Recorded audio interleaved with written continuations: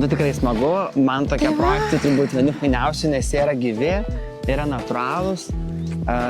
Tu ateini ir tikrai jauti, kad, kaip pats sakai, žmonės patys savo rankom daro. Namai, va tai, žinai, tas jausmas, kur yra mano namai. Taip. Aš čia tikrai gyvensiu, aš čia būsiu, aš čia gaminsiu, aš čia ilsėsiu, aš čia draugus kviesiu, man nebus namai, kur ateinu, tik tai, žinai, pranakvoju ir einu į darbą. Ne, pas mane čia mano veikla bus visa. Labai fainai. Taip va?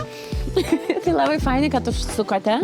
Labai džiaugiuosi ir labai lauksiu grįžtant. Labai fainai. Tai pabandykime atrasti kažką, kas čia tinka pirmai. Ir būsim ir mes biškai su savo ranka prisilietę. Labai.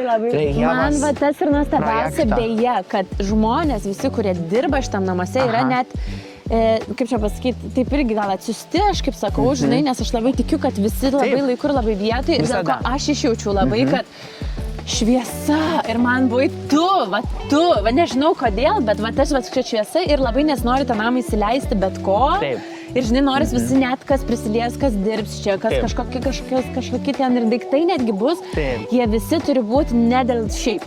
Bet tie žmonės turi būti, mane šiurpas nuėjo, tai žodžiu. Ačiū labai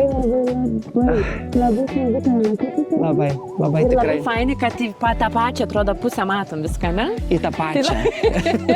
Į šviesą, Ir miškus, ir į šviesą, ir į ekologiją.